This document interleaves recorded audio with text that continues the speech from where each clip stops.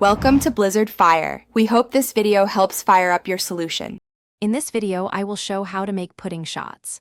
Start by choosing your pudding mix and liquor, then measure ingredients precisely and sanitize your workspace.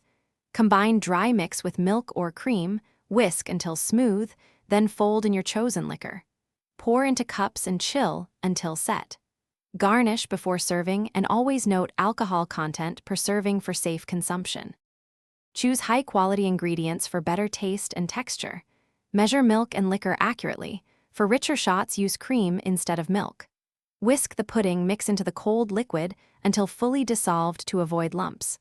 Fold in liquor gently to keep the mixture smooth. Transfer to 2-ounce cups using a spoon or piping bag for neat results.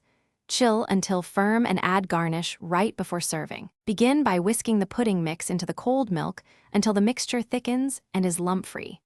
Add liquor slowly, tasting as you go to hit the right balance of flavor and strength. Divide the mixture into small serving cups and smooth the tops with a spatula. Refrigerate for a minimum of 2 hours so shots set properly. Finish with garnishes like whipped cream or sprinkles just before serving.